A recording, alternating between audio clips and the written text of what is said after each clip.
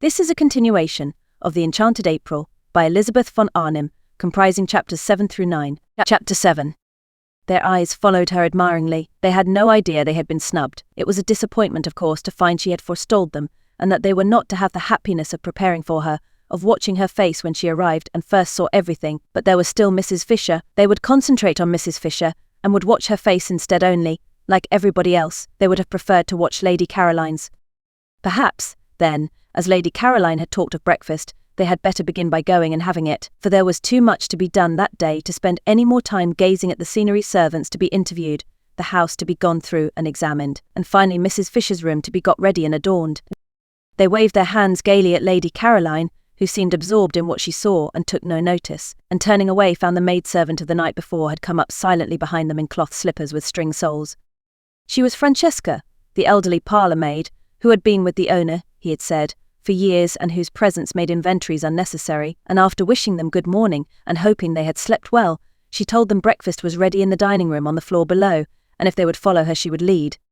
They did not understand a single word of the very many in which Francesca succeeded in clothing this simple information, but they followed her, for it at least was clear that they were to follow, and going down the stairs, and along the broad hall like the one above except for glass doors at the end, instead of a window opening into the garden, they were shown into the dining room where, sitting at the head of the table having her breakfast, was Mrs. Fisher. This time they exclaimed. Even Mrs. Arbuthnot exclaimed, though her exclamation was only "Oh." Mrs. Wilkins exclaimed at greater length. "Why, but it's like having the bread taken out of one's mouth," exclaimed Mrs. Wilkins. "How do you do?" said Mrs. Fisher. "I can't get up because of my stick," and she stretched out her hand across the table. They advanced and shook it. "We had no idea you were here," said Mrs. Arbuthnot. "Yes," said Mrs. Fisher, resuming her breakfast. "Yes, I am here," and with composure she removed the top of her egg. "It's a great disappointment," said Mrs. Wilkins. "We had meant to give you such a welcome." This was the one, Mrs. Fisher remembered, briefly glancing at her, who when she came to Prince of Wales Terrace said she had seen Keats. She must be careful with this one, curb her from the beginning. She therefore ignored Mrs. Wilkins and said gravely, with a downward face of impenetrable calm bent on her egg, "Yes, I arrived yesterday with Lady Caroline." "It's really dreadful," said Mrs. Wilkins, exactly as if she had not been ignored. "There's nobody left to get anything ready for now. I feel thwarted. I feel as if the bread had been taken out of my mouth, just when I was going to be happy swallowing it." "Where will you sit?" asked Mrs. Fisher of Mrs. Arbuthnot, markedly of Mrs. Arbuthnot. The comparison with the bread seemed to her most unpleasant. "Oh, thank you," said Mrs. Arbuthnot, sitting down rather suddenly next to her.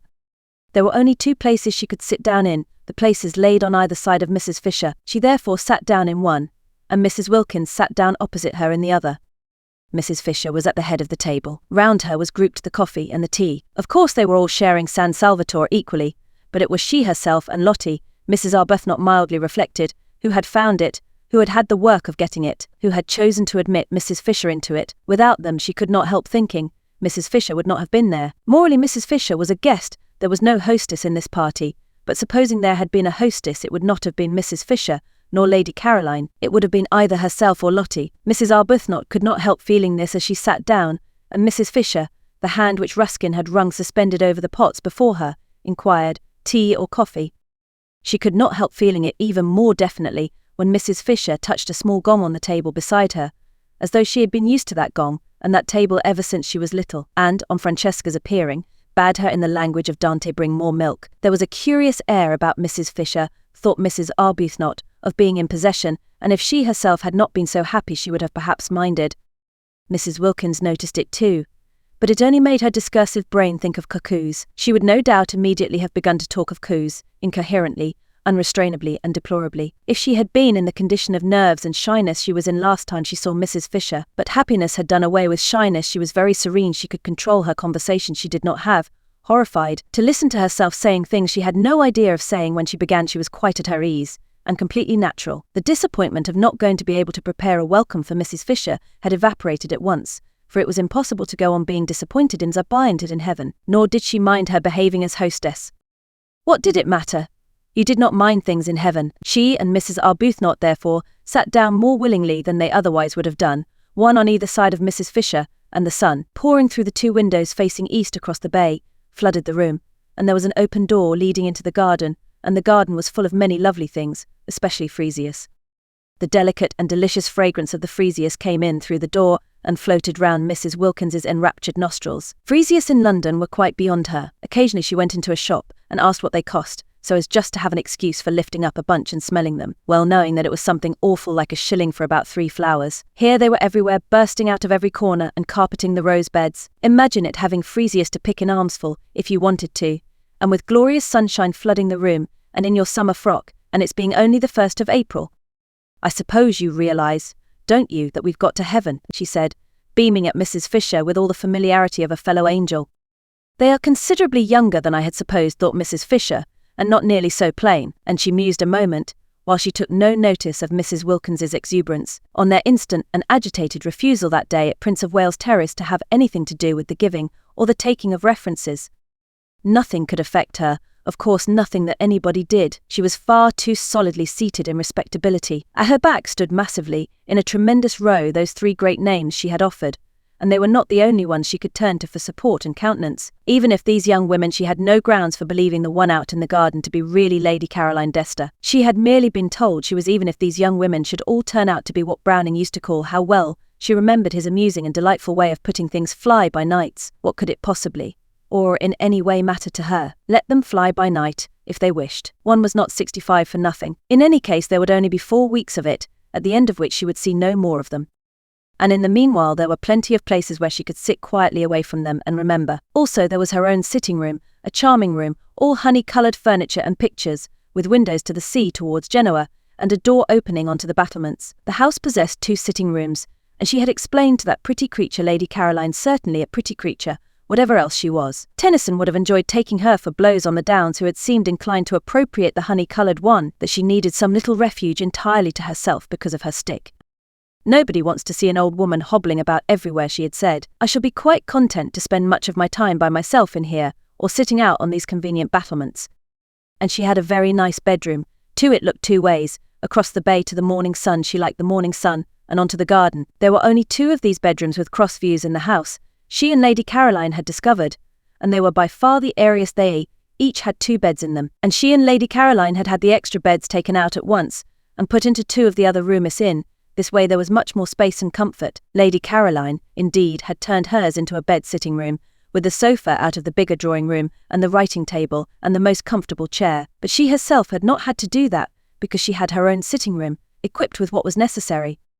Lady Caroline had thought at first of taking the bigger sitting-room entirely for her own, because the dining-room on the floor below could quite well be used between meals to sit in by the 2 others, and was a very pleasant room with nice chairs. But she had not liked the bigger sitting-room's shape. It was a round room in the tower, with deep slit windows pierced through the massive walls, and a domed and ribbed ceiling arranged to look like an open umbrella, and it seemed a little dark. Undoubtedly Lady Caroline had cast covetous glances at the honey-coloured room, and if she, Mrs. Fisher, had been less firm, would have installed herself in it, which would have been absurd.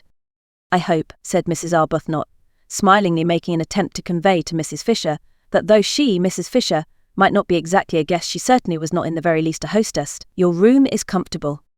Quite, said Mrs. Fisher. Will you have some more coffee? No, thank you. Will you? No, thank you. There were 2 beds in my bedroom, filling it up unnecessarily, and I had 1 taken out.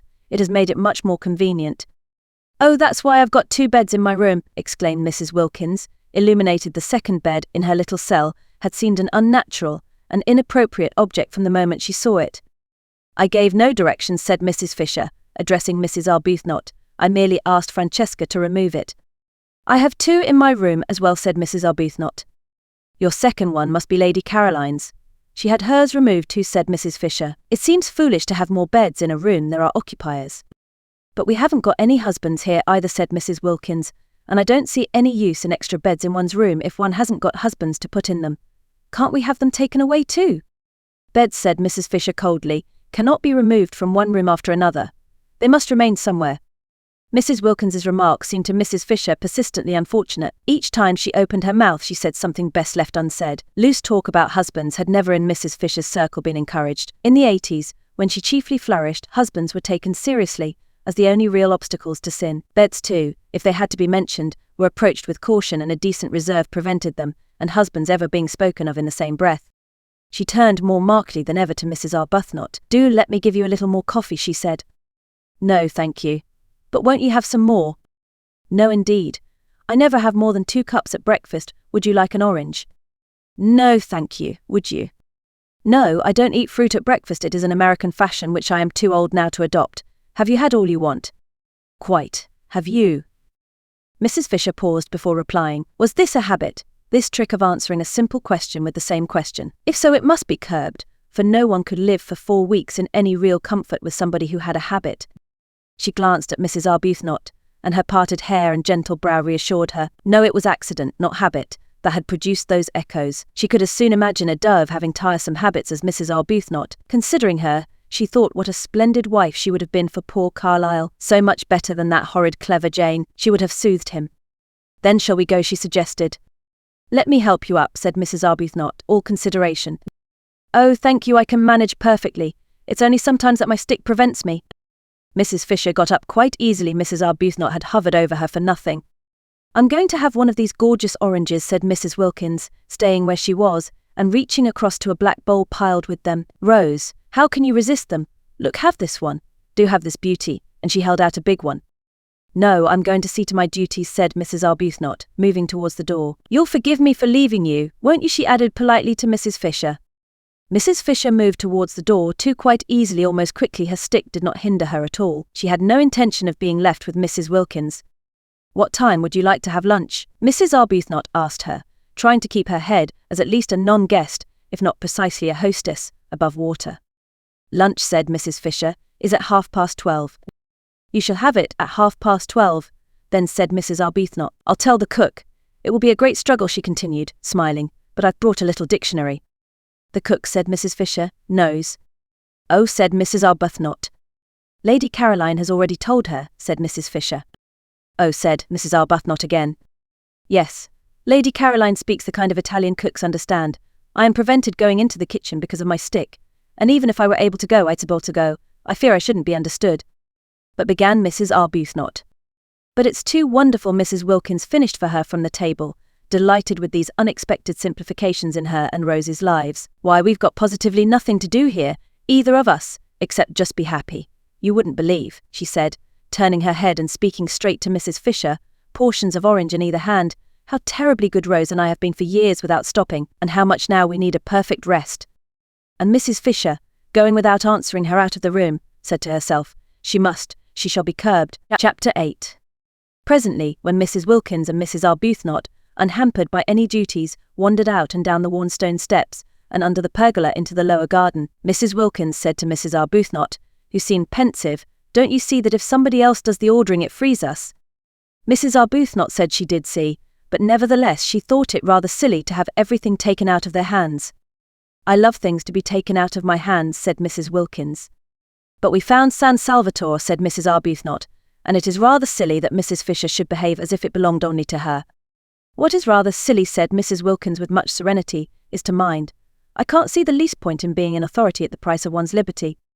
Mrs. Arbuthnot said nothing to that for 2 reasons. First, because she was struck by the remarkable and growing calm of the hitherto incoherent and excited Lottie, and secondly, because what she was looking at was so very beautiful.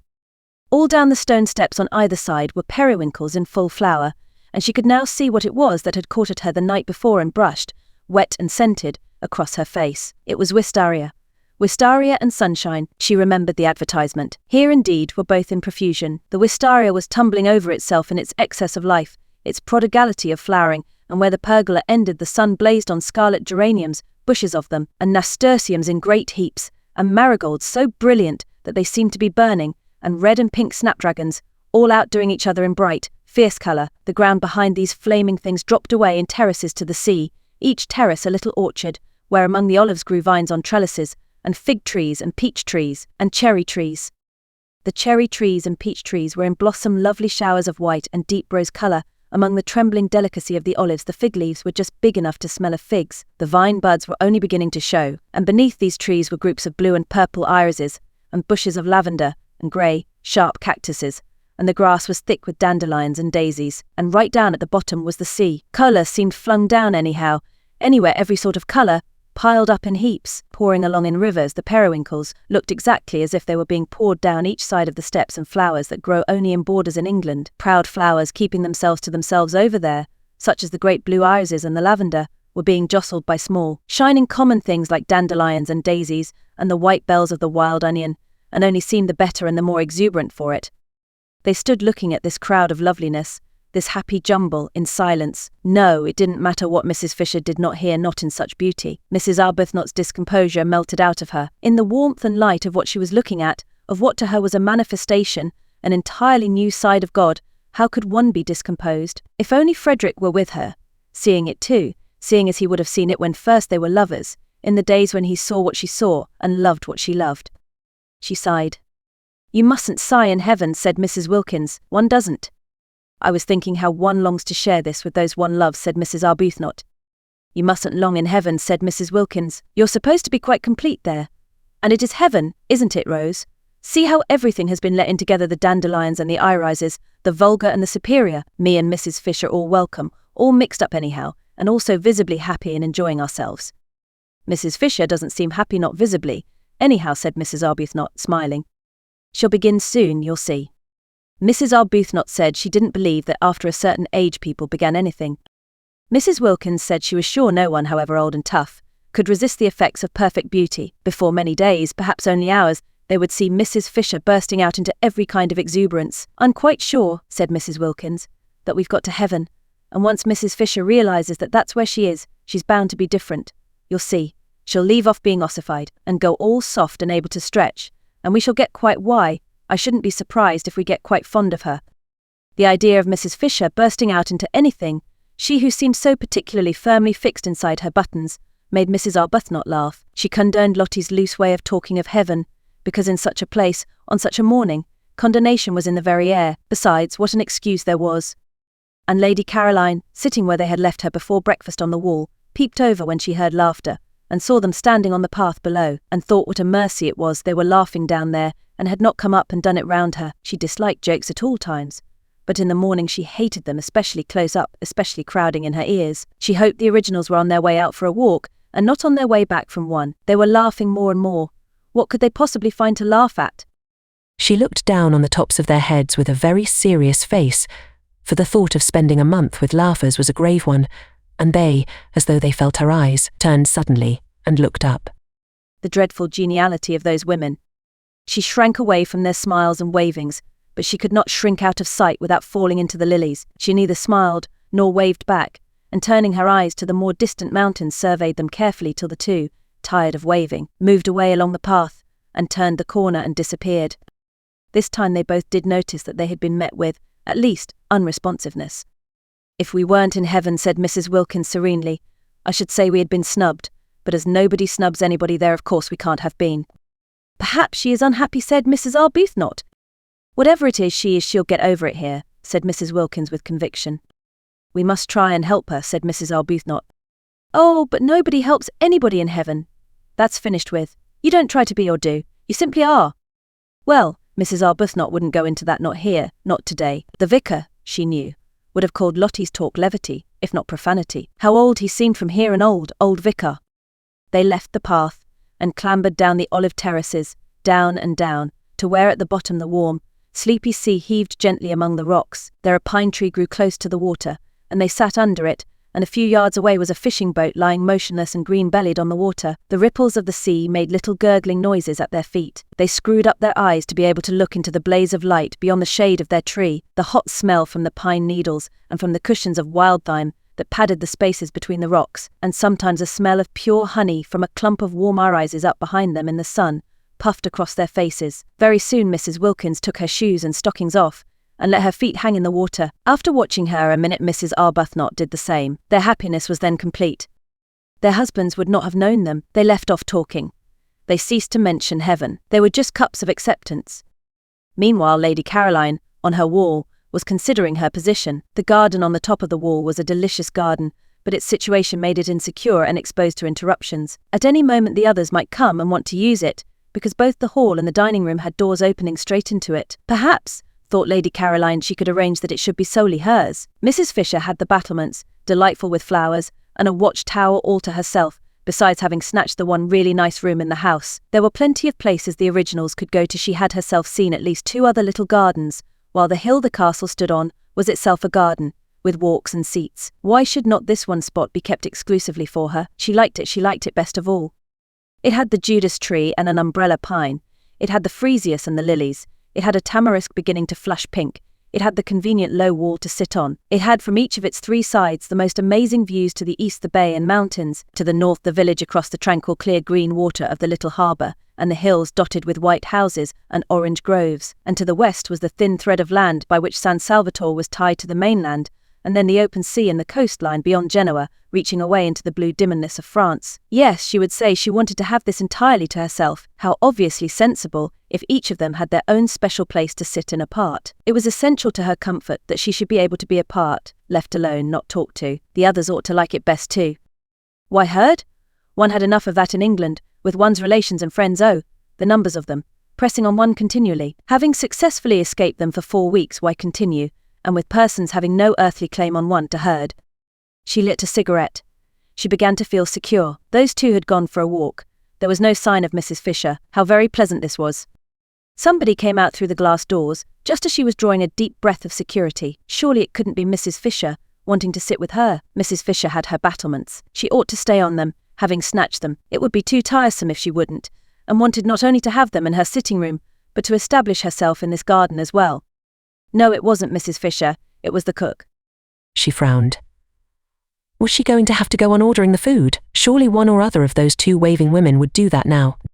The cook, who had been waiting in increasing agitation in the kitchen, watching the clock getting nearer to lunchtime while she still was without knowledge of what lunch was to consist of, had gone at last to Mrs. Fisher, who had immediately waved her away. She then wandered about the house seeking a mistress, any mistress, who would tell her what to cook, and finding none, and at last, directed by Francesca, who always knew where everybody was, came out to Lady Caroline. Domenico had provided this cook. She was Costanza, the sister of that one of his cousins who kept a restaurant down on the piazza. She helped her brother in his cooking when she had no other job, and knew every sort of fat, mysterious Italian dish such as the workmen of Castagneto, who crowded the restaurant at midday, and the inhabitants of Mezzago when they came over on Sundays, loved to eat. She was a fleshless spinster of 50, grey-haired, nimble, rich of speech, and thought Lady Caroline more beautiful than anyone she had ever seen, and so did Domenico. And so did the boy Giuseppe who helped Domenico and was, besides, his nephew, and so did the girl Angela who helped Francesca and was, besides, Domenico's niece, and so did Francesca herself. Domenico and Francesca, the only two who had seen them, thought the two ladies who arrived last very beautiful, but compared to the fair young lady who arrived first, they were as candles to the electric light that had lately been installed, and as the tin tubs in the bedrooms to the wonderful new bathroom their master had arranged on his last visit. Lady Caroline scowled at the cook. The scowl, as usual, was transformed on the way into what appeared to be an intent and beautiful gravity, and Costanza threw up her hands and took the saints aloud to witness that here was the very picture of the Mother of God. Lady Caroline asked her crossly what she wanted, and Costanza's head went on one side with delight at the sheer music of her voice. She said, after waiting a moment in case the music was going to continue, for she didn't wish to miss any of it, that she wanted orders. She had been to the Signorina's mother, but in vain. "She is not my mother," repudiated Lady Caroline angrily, and her anger sounded like the regretful wail of a melodious orphan. Costanza poured forth pity. She too, she explained, had no mother. Lady Caroline interrupted with the curt information that her mother was alive and in London. Costanza praised God and the saints that the young lady did not yet know what it was like to be without a mother. Quickly enough did misfortunes overtake one. No doubt the young lady already had a husband. "No," said Lady Caroline icily. Worse than jokes in the morning did she hate the idea of husbands, and everybody was always trying to press them on her, all her relations, all her friends, all the evening papers. After all, she could only marry one, anyhow, but you would think from the way everybody talked, and especially those persons who wanted to be husbands, that she could marry at least a dozen. Her soft, pathetic no made Costanza, who was standing close to her, well with sympathy. "Poor little one," said Costanza, moved actually to pat her encouragingly on the shoulder. "Take hope. There is still time." For lunch. "Puh," said Lady Caroline freezingly, marvelling as she spoke that she should be patted, she who had taken so much trouble to come to a place, remote and hidden, where she could be sure that among other things of a like oppressive nature pattings also were not. "We will have." Costanza became businesslike. She interrupted with suggestions, and her suggestions were all admirable and all expensive. Lady Caroline did not know they were expensive, and fell in with them at once. They sounded very nice. Every sort of young vegetables and fruits came into them, and much butter and a great deal of cream and incredible numbers of eggs. Costanza said enthusiastically at the end, as a tribute to this acquiescence, that of the many ladies and gentlemen she had worked for on temporary jobs such as this. She preferred the English ladies and gentlemen. She more than preferred them. They roused devotion in her, for they knew what to order. They did not skimp. They refrained from grinding down the faces of the poor. From this Lady Caroline concluded that she had been extravagant, and promptly countermanded the cream. Costanza's face fell, for she had a cousin who had a cow, and the cream was to have come from them both. "And perhaps we had better not have chickens," said Lady Caroline.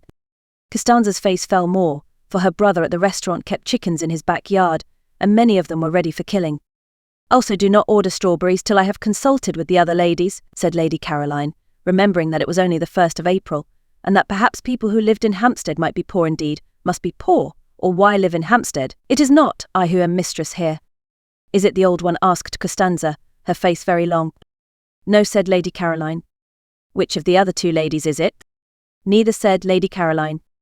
Then Costanza's smiles returned, for the young lady was having fun with her, and making jokes. She told her so, in her friendly Italian way, and was genuinely delighted.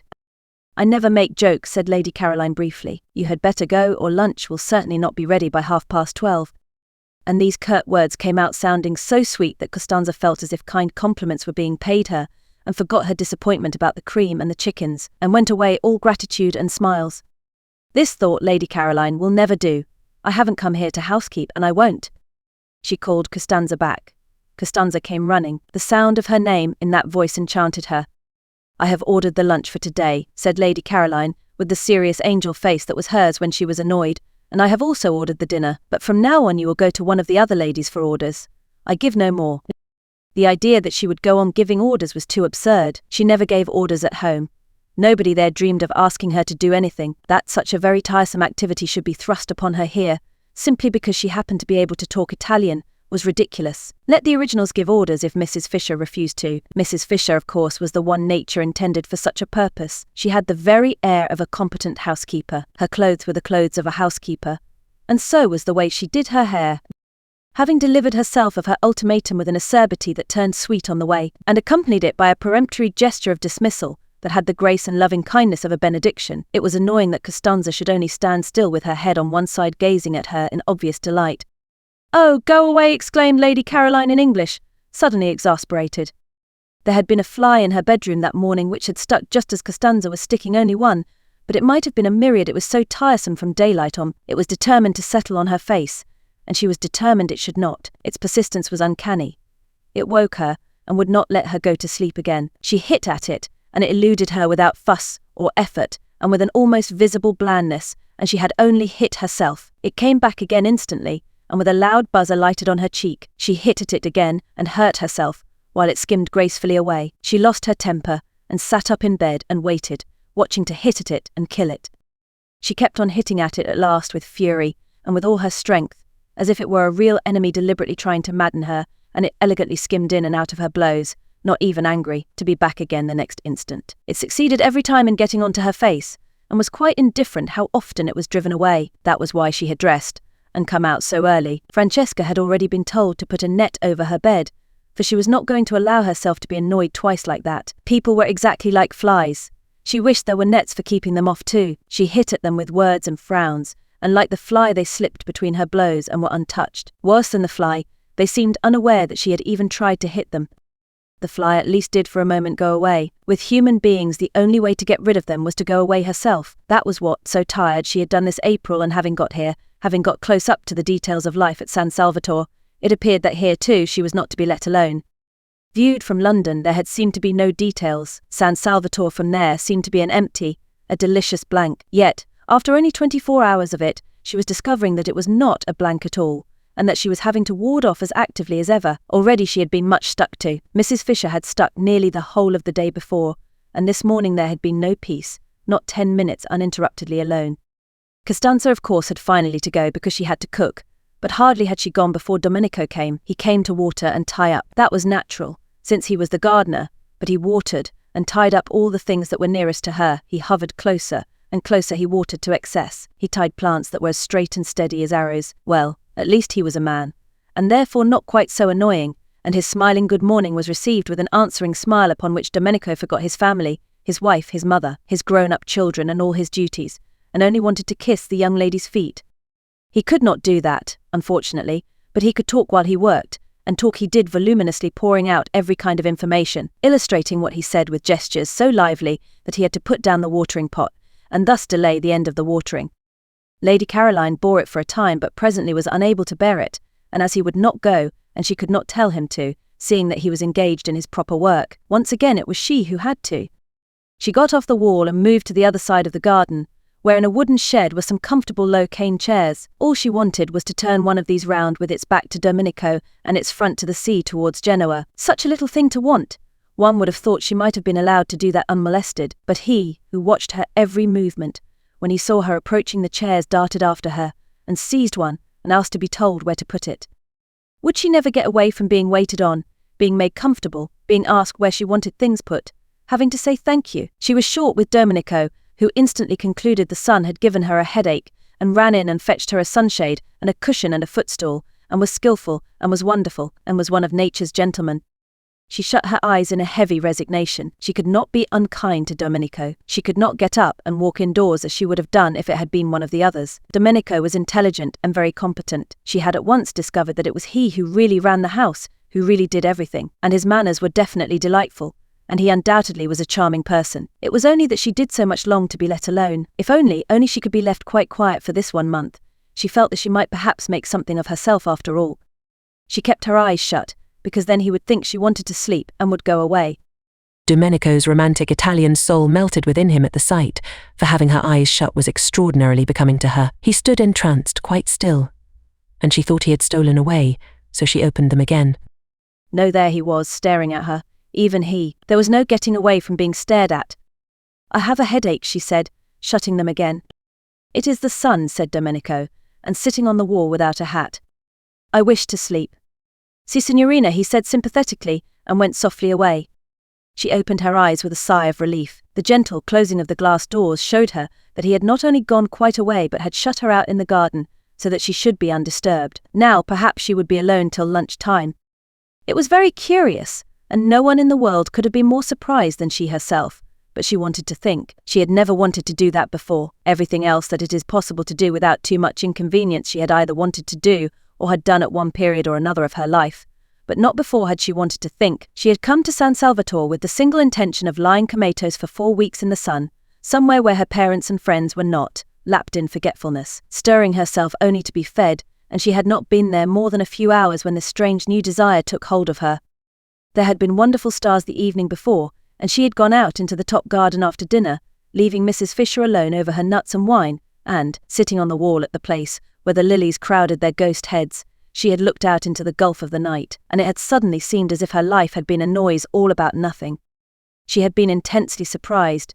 She knew stars and darkness did produce unusual emotions because, in others, she had seen them being produced, but they had not before done it in herself. A noise all about nothing. Could she be quite well? She had wondered. For a long while past she had been aware that her life was a noise, but it had seemed to be very much about something, a noise indeed, about so much that she felt she must get out of earshot for a little, or she would be completely, and perhaps permanently, deafened. But suppose it was only a noise about nothing? She had not had a question like that in her mind before. It had made her feel lonely. She wanted to be alone, but not lonely. That was very different. That was something that ached and hurt dreadfully right inside one. It was what one dreaded most. It was what made one go to so many parties, and lately, even the parties had seemed once or twice not to be a perfectly certain protection. Or was it possible that loneliness had nothing to do with circumstances, but only with the way one met them? Perhaps, she had thought, she had better go to bed. She couldn't be very well. She went to bed, and in the morning, after she had escaped the fly, and had her breakfast and got out again into the garden, there was this same feeling again, and in broad daylight. Once more she had that really rather disgusting suspicion that her life till now had not only been loud but empty. Well, if that was so, and if her first 28 years, the best ones, had gone just in meaningless noise, she had better stop a moment and look round her paws, as they said in tiresome novels, and consider. She hadn't got many sets of 28 years. One more would see her growing very like Mrs. Fisher. 2 more. She averted her eyes. Her mother would have been concerned if she had known. Her mother doted. Her father would have been concerned too, for he also doted. Everybody doted. And when, melodiously obstinate, she had insisted on going off to entomb herself in Italy for a whole month with queer people she had got out of an advertisement, refusing even to take her maid, the only explanation her friends could imagine was that poor Scrap, such was her name among them, had overdone it, and was feeling a little nervy. Her mother had been distressed at her departure. It was such an odd thing to do, such a sign of disappointment. She encouraged the general idea of the verge of a nervous breakdown. If she could have seen her adored Scrap, more delightful to look upon than any other mother's daughter had ever yet been, the object of her utmost pride, the source of all her fondest hopes, sitting staring at the empty noonday Mediterranean considering her 3 possible sets of 28 years, she would have been miserable. To go away alone was bad, to think was worse. No good could come out of the thinking of a beautiful young woman. Complications could come out of it in profusion, but no good. The thinking of the beautiful was bound to result in hesitations, in reluctances, in unhappiness all round. And here, if she could have seen her, sat her Scrap thinking quite hard, and such things, such old things, things nobody ever began to think till they were at least 40. Chapter 9. That one of the 2 sitting rooms which Mrs. Fisher had taken for her own was a room of charm and character. She surveyed it with satisfaction on going into it after breakfast, and was glad it was hers. It had a tiled floor, and walls the colour of pale honey, and inlaid furniture the colour of amber, and mellow books, many in ivory or lemon-coloured covers. There was a big window overlooking the sea towards Genoa, and a glass door through which she could proceed out onto the battlements, and walk along past the quaint and attractive watch-tower, in itself a room with chairs and a writing-table, to where on the other side of the tower the battlements ended in a marble seat, and one could see the western bay, and the point round which began the Gulf of Spezia. Her south view, between these 2 stretches of sea, was another hill, higher than San Salvatore, the last of the little peninsula, with the bland turrets of a smaller and uninhabited castle on the top, on which the setting sun still shone when everything else was sunk in shadow. Yes, she was very comfortably established here, and receptacles Mrs. Fisher did not examine their nature closely, but they seemed to be small stone troughs, or perhaps little sarcophagi ringed round the battlements with flowers. These battlements, she thought, considering them, would have been a perfect place for her to pace up and down gently in moments when she least felt the need of her stick, or to sit in on the marble seat, having first put a cushion on it, if there had not unfortunately been a second glass door opening onto them, destroying their complete privacy, spoiling her feeling that the place was only for her. The second door belonged to the round drawing-room, which both she and Lady Caroline had rejected as too dark. That room would probably be sat in by the women from Hampstead, and she was afraid they would not confine themselves to sitting in it, but would come out through the glass door and invade her battlements. This would ruin the battlements. It would ruin them as far as she was concerned if they were to be overrun, or even if, not actually overrun, they were liable to be raked by the eyes of persons inside the room. No one could be perfectly at ease if they were being watched and knew it. What she wanted, what she surely had a right to, was privacy. She had no wish to intrude on the others. Why then should they intrude on her? And she could always relax her privacy if, when she became better acquainted with her companions, she should think it worthwhile. But she doubted whether any of the 3 would so develop as to make her think it worthwhile. Hardly anything was really worthwhile, reflected Mrs. Fisher.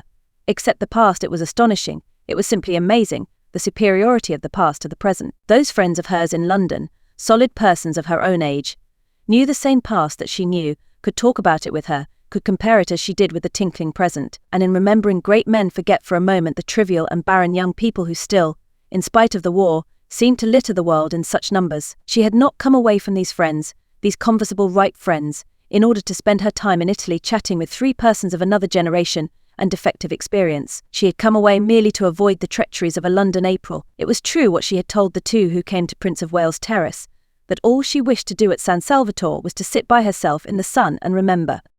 They knew this, for she had told them. It had been plainly expressed and clearly understood. Therefore she had a right to expect them to stay inside the round drawing-room and not to emerge interruptingly onto her battlements. But would they?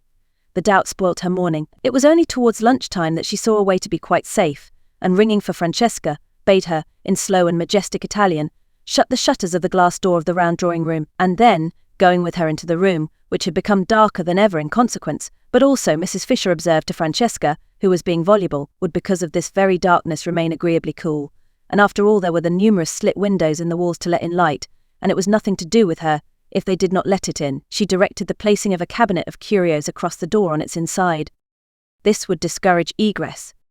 Then she rang for Domenico, and caused him to move one of the flower-filled sarcophagi across the door on its outside. This would discourage ingress.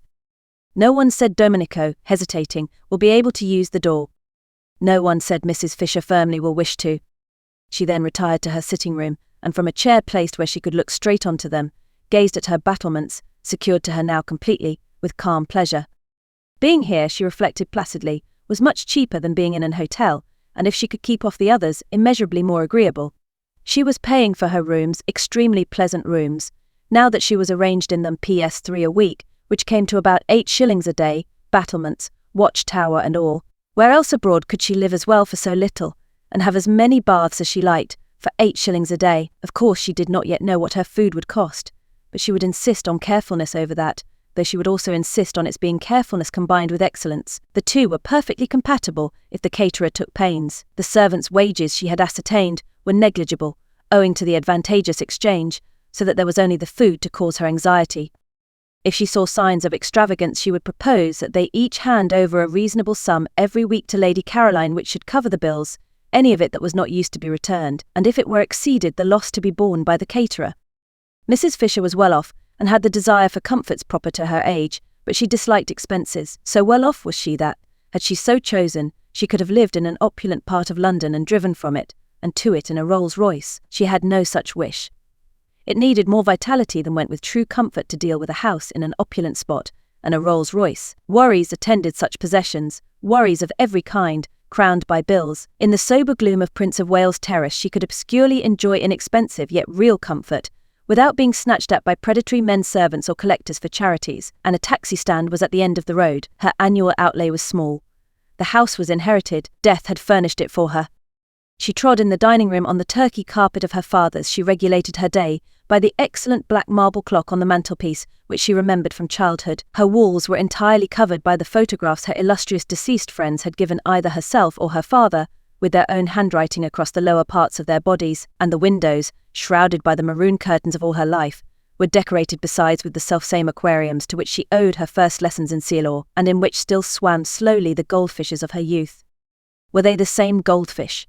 She did not know. Perhaps, like carp, they outlived everybody. Perhaps, on the other hand, behind the deep-sea vegetation provided for them at the bottom, they had from time to time as the years went by withdrawn and replaced themselves. Were they or were they not? She sometimes wondered, contemplating them between the courses of her solitary meals. The same goldfish that had that day been there, when Carlyle, how well she remembered it, angrily strode up to them in the middle of some argument with her father that had grown heated, and striking the glass smartly with his fist had put them to flight, shouting as they fled, "Och, ye deaf devils!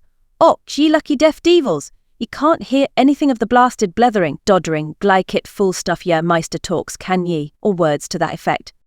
Dear, great-souled Carlyle, such natural gushings forth, such true freshness, such real grandeur, rugged, if you will, yes, undoubtedly sometimes rugged and startling in a drawing-room, but magnificent. Who was there now to put beside him? Who was there to mention in the same breath? Her father, than whom no one had had more flair, said Thomas's immortal. And here was this generation of puniness, raising its little voice in doubts, or, still worse, not giving itself the trouble to raise it at all. Not it was incredible, but it had been thus reported to her, even reading him. Mrs. Fisher did not read him either, but that was different. She had read him, she had certainly read him. Of course she had read him. There was Teufelsdrock, she quite well remembered a tailor called Teufelsdrock. So like Carlyle to call him that. Yes, she must have read him, though naturally details escaped her. The gong sounded. Lost in reminiscence, Mrs. Fisher had forgotten time, and hastened to her bedroom to hers and smooth her hair. She did not wish to be late and set a bad example, and perhaps find her seat at the head of the table taken. One could put no trust in the manners of the younger generation, especially not in those of that Mrs. Wilkins. She was, however, the first to arrive in the dining room. Francesca in a white apron stood ready with an enormous dish of smoking hot, glistening macaroni, but nobody was there to eat it. Mrs. Fisher sat down, looking stern. Lax. Serve me, she said to Francesca, who showed a disposition to wait for the others. Francesca served her. Of the party she liked Mrs. Fisher least. In fact, she did not like her at all. She was the only one of the 4 ladies who had not yet smiled. True, she was old. True, she was unbeautiful. True, she therefore had no reason to smile. But kind ladies smiled. Reason or no, they smiled. Not because they were happy, but because they wished to make happy. This one of the 4 ladies could not then, Francesca decided, be kind, so she handed her the macaroni, being unable to hide any of her feelings morosely. It was very well cooked, but Mrs. Fisher had never cared for macaroni, especially not this long, worm-shaped variety. She found it difficult to eat slippery, wriggling off her fork, making her look, she felt, undignified when, having got it as she supposed into her mouth, ends of it yet hung out. Always, too, when she ate it she was reminded of Mr. Fisher. He had during their married life behaved very much like macaroni. He had slipped, he had wriggled, he had made her feel undignified, and when at last she had got him safe, as she thought, there had invariably been little bits of him that still, as it were, hung out. Francesca from the sideboard watched Mrs. Fisher's way with macaroni gloomily, and her gloom deepened when she saw her at last take her knife to it and chop it small. Mrs. Fisher really did not know how else to get hold of the stuff. She was aware that knives in this connection were improper, but one did finally lose patience. Macaroni was never allowed to appear on her table in London. Apart from its tiresomeness, she did not even like it, and she would tell Lady Caroline not to order it again. Years of practice, reflected Mrs. Fisher, chopping it up. Years of actual living in Italy would be necessary to learn the exact trick. Browning managed macaroni wonderfully. She remembered watching him one day when he came to lunch with her father, and a dish of it had been ordered as a compliment to his connection with Italy. Fascinating, the way it went in. No chasing round the plate, no slidings off the fork, no subsequent protrusions of loose ends, just one dig, one whisk, one thrust, one gulp, and lo, yet another poet had been nourished. "Shall I go and seek the young lady?" asked Francesca, unable any longer to look on a good macaroni being cut with a knife. Mrs. Fisher came out of her reminiscent reflections with difficulty. "She knows lunch is at 12:30, she said. "They all know." "She may be asleep," said Francesca. "The other ladies are further away, but this one is not far away." "Beat the gong again," then said Mrs. Fisher. What manners, she thought, what manners? It was not an hotel, and considerations were due. She must say she was surprised at Mrs. Arbuthnot, who had not looked like somebody unpunctual. Lady Caroline, too, she had seemed amiable and courteous, whatever else she might be. From the other one, of course, she expected nothing. Francesca fetched the gong and took it out into the garden and advanced, beating it as she advanced, close up to Lady Caroline, who, still stretched in her low chair, waited till she had done, and then turned her head and in the sweetest tones poured forth what appeared to be music, but was really invective. Francesca did not recognize the liquid flow as invective. How was she to, when it came out sounding like that? And with her face all smiles, for she could not but smile when she looked at this young lady, she told her the macaroni was getting cold. "When I do not come to meals it is because I do not wish to come to meals," said the irritated Scrap, "and you will not in future disturb me." "Is she ill?" asked Francesca, sympathetic but unable to stop smiling. Never had she seen hair so beautiful, like pure flax, like the hair of northern babes. On such a little head only blessing could rest, on such a little head the nimbus of the holiest saints could fitly be placed. Scrap shut her eyes and refused to answer. In this she was injudicious, for its effect was to convince Francesca, who hurried away full of concern to tell Mrs. Fisher that she was indisposed. And Mrs. Fisher, being prevented, she explained, from going out to Lady Caroline herself because of her stick, sent the two others instead, who had come in at that moment heated and breathless and full of excuses, while she herself proceeded to the next course, which was a very well-made omelette, bursting most agreeably at both its ends with young green peas. "Serve me," she directed Francesca, who again showed a disposition to wait for the others. "Oh, why won't they leave me alone? Oh, why won't they leave me alone?" Scrap asked herself when she heard more scrunchings on the little pebbles which took the place of grass, and therefore knew someone else was approaching. She kept her eyes tight shut this time. Why should she go into lunch if she didn't want to? This wasn't a private house. She was in no way tangled up in duties towards a tiresome hostess. For all practical purposes, San Salvatore was an hotel, and she ought to be let alone to eat or not to eat exactly as if she really had been in an hotel. But the unfortunate Scrap could not just sit still and close her eyes without rousing that desire to stroke and pet in her beholders with which she was only too familiar. Even the cook had patted her, and now a gentle hand, how well she knew, and how much she dreaded gentle hands, was placed on her forehead. "I'm afraid you're not well," said a voice that was not Mrs. Fisher's, and therefore must belong to one of the originals. "I have a headache," murmured Scrap. Perhaps it was best to say, but perhaps it was the shortest cut to peace. "I'm so sorry," said Mrs. Arbuthnot softly, for it was her hand being gentle. "And I said," Scrap to herself, who thought if I came here I would escape mothers. "Don't you think some tea would do you good?" asked Mrs. Arbuthnot tenderly. Tea? The idea was abhorrent to Scrap. In this heat to be drinking tea in the middle of the day. "No," she murmured. "I expect what would really be best for her," said another voice, "is to be left quiet." How sensible, thought Scrap, and raised the eyelashes of one eye, just enough to peep through and see who was speaking. It was the freckled original. The dark one, then, was the one with the hand. The freckled one rose in her esteem. "But I can't bear to think of you with a headache, and nothing being done for it," said Mrs. Arbuthnot. "Would a cup of strong black coffee?" Scrap said no more. She waited, motionless and dumb, till Mrs. Arbuthnot should remove her hand. After all, she couldn't stand there all day, and when she went away she would have to take her hand with her. "I do think," said the freckled one, "that she wants nothing except quiet." And perhaps the freckled one pulled the one with the hand by the sleeve, for the hold on Scrap's forehead relaxed, and after a minute's silence, during which no doubt she was being contemplated, she was always being contemplated, the footsteps began to scrunch the pebbles again, and grew fainter, and were gone. "Lady Caroline has a headache," said Mrs. Arbuthnot, re-entering the dining room, and sitting down in her place next to Mrs. Fisher. I can't persuade her to have even a little tea or some black coffee. Do you know what aspirin is in Italian? The proper remedy for headache, said Mrs. Fisher firmly, is castor oil. But she hasn't got a headache, said Mrs. Wilkins. Carlyle, said Mrs. Fisher, who had finished her omelette and had leisure, while she waited for the next course, to talk, suffered at one period terribly from headaches, and he constantly took castor oil as a remedy.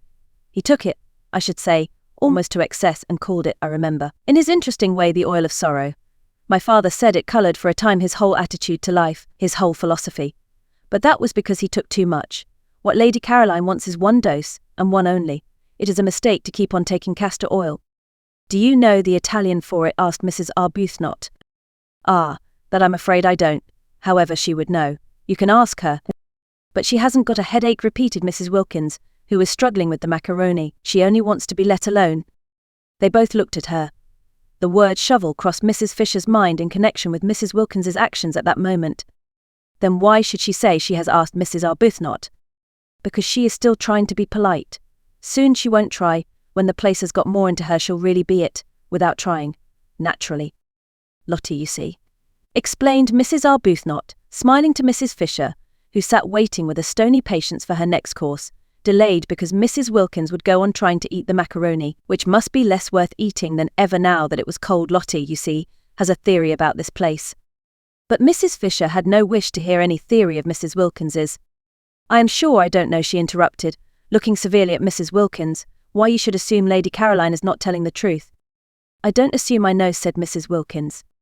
And pray, how do you know? Asked Mrs. Fisher icily, for Mrs. Wilkins was actually helping herself to more macaroni, offered her officiously and unnecessarily a second time by Francesca. When I was out there just now I saw inside her. Well, Mrs. Fisher wasn't going to say anything to that. She wasn't going to trouble to reply to downright idiocy. Instead, she sharply rapped the little table gong by her side, though there was Francesca standing at the sideboard, and said, for she would wait no longer for her next course, serve me. And Francesca, it must have been wilful, offered her the macaroni again. This concludes the third part of 7 total of The Enchanted April by Elizabeth von Arnim, produced by Best Audiobooks for free.